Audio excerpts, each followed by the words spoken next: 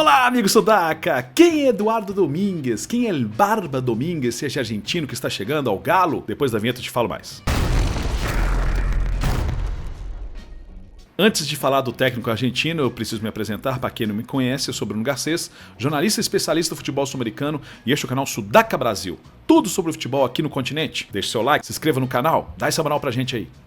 Antes, galera, um recado importante. Seguro não é luxo, é necessidade. E fazer isso com uma corretora de seguros de verdade é muito importante. Você faz tudo online, rápido e com confiança. Carro, casa, viagem, consórcio, celular. Pode chamar o Paulo Henrique que eles resolvem tudo. Se você tem sua moto, qualquer cilindrada, dá para estar protegido e você pagar barato pelo benefício que você vai ter. Amigos, se não fosse algo legal, eu nem colocaria no meu canal. Vai por mim, vale muito a pena. Vou deixar aqui o QR Code na tela para vocês entrarem em contato e no comentário fixado do vídeo o link para vocês acessarem lá. Consulte. Faço estudo, não dá pra brincar com o imprevisto, né? Então, pessoal, resolvi gravar um vídeo de última hora, até porque o técnico está chegando aqui ao Atlético nas próximas horas, e eu precisava falar um pouquinho sobre o Eduardo Domingues, né? Quem é este técnico, como ele trabalha, qual é a sua história. A princípio, vale lembrar que ele era um zagueiro, um zagueiro que jogou muito tempo no futebol argentino, cria do Vélez e encerrou sua carreira no Huracan. E foi lá mesmo que ele começou sua carreira como técnico, né? Trabalhou no ano de 2015 como jogador e se encerra como técnico, levando o time, inclusive, para a final da Sul-Americana naquele ano, que ele perde para o Independiente Santa Fé, mas teve uma façanha, né? Primeira final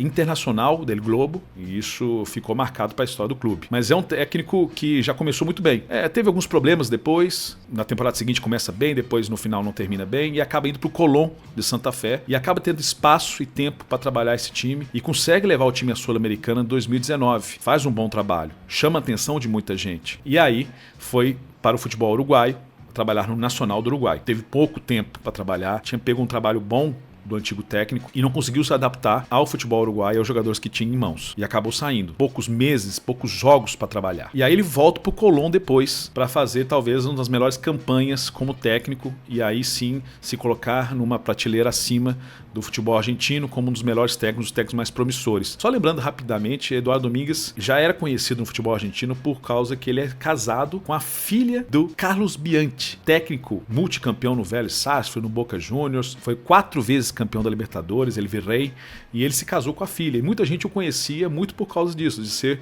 o genro de Bianchi, o genro dele virrei. Mas Eduardo Domingues, no Colón, ele faz um bom trabalho. No Colón, ele tem um time azeitado, ajustado, jogava às vezes num 4-3-3, tinha uma trinca de meias que era um time bem compacto, que trabalhava mais com bloco baixo e usando muitos contra-ataques, e aí uma das grandes armas do Eduardo Domingues em toda a sua carreira, trabalhar as bolas paradas, tanto para defender quanto para atacar. É uma das armas do Eduardo Domingues, ele gosta de treinar bastante isso em todos os clubes que passou, e no Colón ele fez muito jus a isso, e bate campeão argentino justamente na época do Covid, jogava-se com os estádios vazios, e ele conseguiu ser campeão argentino, batendo Independiente na semifinal e batendo Racing na final, né? E foi numa final em que ele Pulguita Rodrigues jogou demais, né? Era um time ajustado, que tinha Bernardi, tinha Aliendro, e tinha um time ajustado ali. Eu gostava muito desse time do Colón, porque trabalhava as bolas paradas e tinha um contra-ataque mortal. E lógico, tinha na sua figura ele Pulguita Rodrigues,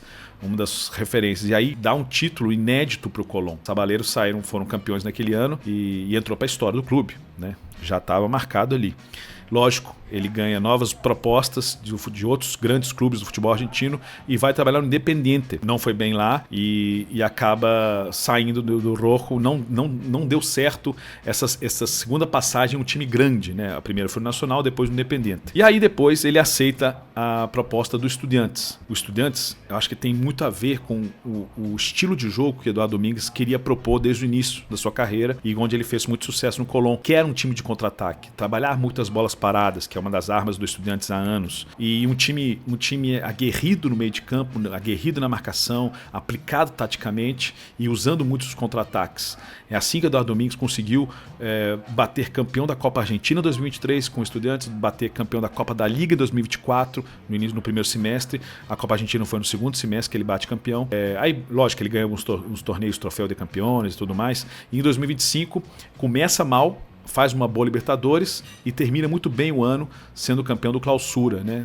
sempre mostrando que ele é muito bom no mata-mata. Oscilou nas 3 temporadas nos pontos corridos, até no Colón também oscilou, mas bate nos mata-mata, ele entende muito, porque ele estuda muito o adversário.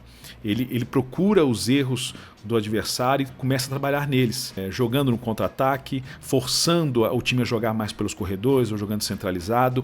É um cara que estuda muito. Não é um técnico que cobra posse de bola, que cobra um time um ataque posicional. Ele não costuma costuma montar seus times dessa forma. É um time vertical. Ele gosta de ter times verticais e com poucos passes chegar na área do adversário. Se tiver muito encaixada a marcação do adversário, ele faz lançamentos diretos, não tem vergonha nenhuma de dar a posse de bola para o adversário e jogar com bolas diretas, defesa e ataque, e em 2, 3 toques chegar na área adversária. É um retranqueiro? Não gosto de chamar de retranqueiro, eu gosto de chamá-lo de um técnico que gosta de ter um futebol vertical e muitas vezes um futebol reativo, trabalhando muito o erro do adversário. Por isso que ele gosta de estudar muito o adversário. Não sei se esse estilo de jogo vai dar certo no exigente futebol brasileiro, em que é uma maratona de jogos, pontos corridos, e talvez esse estilo de jogo não funcione muito aqui, porque em alguns momentos a minha maior crítica ao Eduardo Domingues era justamente quando faltavam armas, quando o adversário conseguia anular o futebol do Estudiantes, né, principalmente nesse jogo do Estudiantes, é mais recente, e ele não tinha armas para sair dessa enrascada, dessa armadilha. E aí ele dependia muito de algum lance individual, de um Palácios, de um Ascacibar,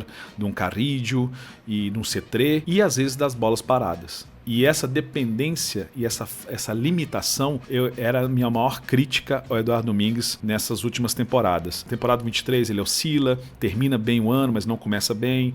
24 começa bem, termina mal. E 25 começa mal, termina bem. Para um futebol exigente que é o futebol brasileiro, que trabalha também os pontos corridos, o Brasileirão, por causa dessa dificuldade, eu acho que ele vai ter dificuldade para encaixar no futebol brasileiro. Eu acho que para alguns jogos essenciais, para um mata-mata, para uma Copa do Brasil, para uma Sul-Americana, pode dar certo porque ele, igual eu te falei, ele estuda bem o adversário. E se tiver jogadores que fazem a diferença, que o Galo tem esses jogadores, ele consegue fazer com que os outros jogadores sejam bem aplicados taticamente. Mas é o que eu sempre falo de um técnico que chega em qualquer clube, principalmente aqui no futebol brasileiro. Os jogadores têm que comprar a ideia de jogo do Eduardo Domingues. Se ele não conseguir conquistar o grupo com as suas ideias, não vai para frente. Então, o grupo de jogadores do Atlético vai ter que confiar muito nesse estilo de jogo do Eduardo Domingues. No caso, a pessoa Eduardo Domingues é um técnico boleirão, ele conversa muito com os jogadores, é um cara mais introspectivo, né? Ele não é um cara que se exibe muito nas redes sociais, não aparece muito, não dá muitas entrevistas. Na coletiva ele é muito sóbrio, quando tem que dar uma informação mais certeira, ele é mais tática, ele consegue, mas ele é muito mais na dele. Consegue extrair o máximo desses jogadores. Aí, isso ninguém pode negar. E os times que ele monta, tanto o Colón como o Estudiantes, que 24 e 25, o que nós víamos era um time muito aguerrido, é um time que se entregava muito e os jogadores confiavam muito nisso. E aí se entregavam mais ainda, né? E esse time não tinha bola perdida. É pela raça do Estudiantes, né? Mas ele exige isso também dos seus jogadores. Então você via, por mais que fosse limitada a tática em alguns momentos, tinha muita entrega. E isso o técnico conquista. Então ele conseguiu vender a ideia de jogo dele para os jogadores e por isso que o time bateu campeão. Faltava regularidade, faltava um time mais ofensivo em alguns momentos. Sim, faltava. Mas ele conseguia extrair o máximo desses jogadores para o estilo de jogo que ele queria proporcionar. Então é isso. Eu espero que eu tenha dado um pouquinho mais de informação sobre Eduardo Domingues. Eu desejo muita sorte para ele, mas eu acho que é uma aposta. E uma aposta com o carro andando, eu acho um pouco arriscado. Mas é um dos bons técnicos que tem no futebol argentino, mas é um estilo bem diferente do Sampaoli. Eu acho que isso que me incomoda mais nessa contratação. Não existe uma linha de pensamento de como teremos, de como será o técnico do Atlético, né? Cada hora chega alguém com um estilo diferente. É só isso que eu lamento, tá bom? Gente, muito obrigado pela sua audiência, fique com Deus, tchau, tchau.